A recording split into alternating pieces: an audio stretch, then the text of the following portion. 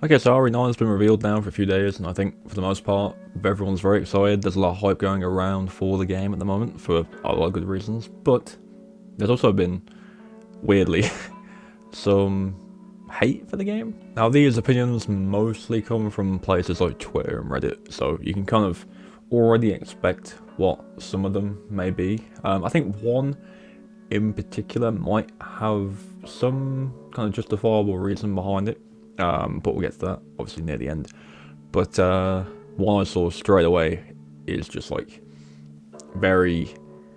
it's common nowadays at the very least, but it's interesting. And that is basically the main character, or Grace, because we still think Leon's involved in some way, but either way we think that, well, they think, sorry, that she doesn't look that good.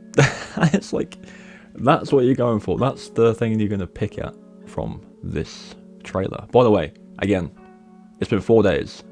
It just got revealed.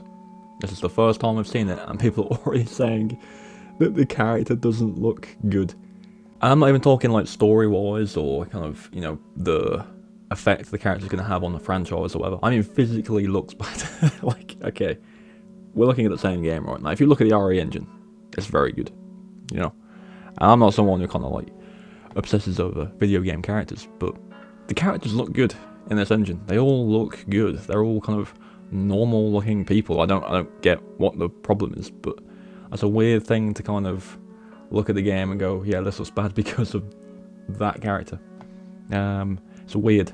But that's a small one I wanted to get out of the way. I think that's kind of ridiculous and a bit childish, but hey ho. Kind of leading on from that, we have the whole, it's another new character, we don't want this, we want, like, you know, the original characters and stuff like that. And I'm not going to keep this brief because I do kind of have something I always say about the older cast with these games. If you've been playing the series from the start, you'll know that the mainline entries and pretty much every spin-off is in like a canonical timeline, okay? So, usually set within the year the game is set in, I believe, or around that. The characters are getting old, especially with this one.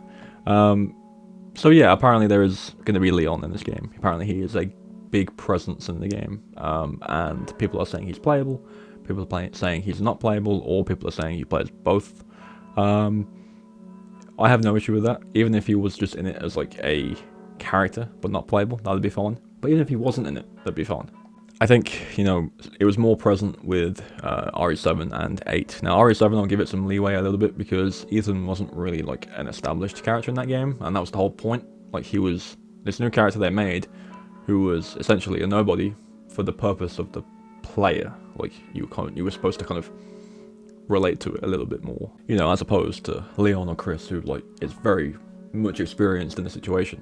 You're playing as someone who's thrown into it, you know, no experience, completely new situation, and you're supposed to feel that more. And I think that worked very well in that game. And then Village, obviously they fleshed him out a lot more. Obviously that was the only game they really did that in because they killed him off at the end.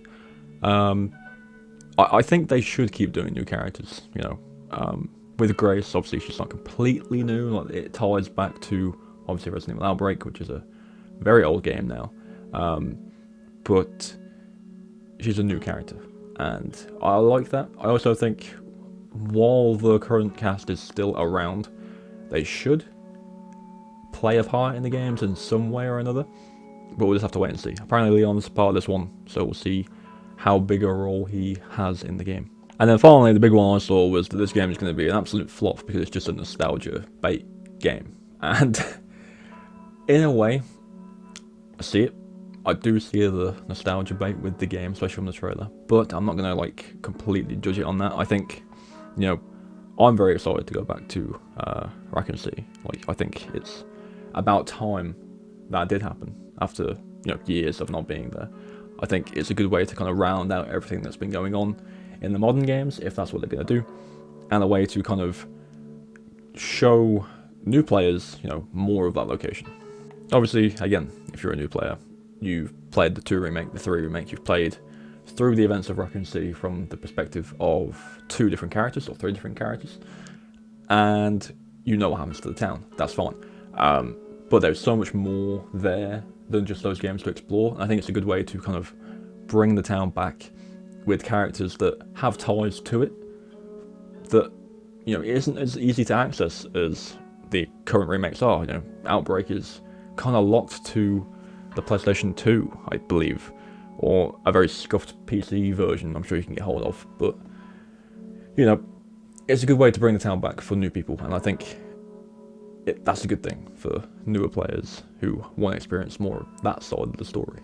But yeah, my only kind of ask for it is it's in Raccoon City, that's great, can't wait, and the police station's there, also great, but don't kind of force that down people's throats, you know, don't make it all about that stuff. Obviously, those locations can exist, and the characters can exist, but still make sure it's like an actual coherent story that makes sense for those locations to be involved in some way, which I'm sure they will be. We'll just have to see kind of how it's handled.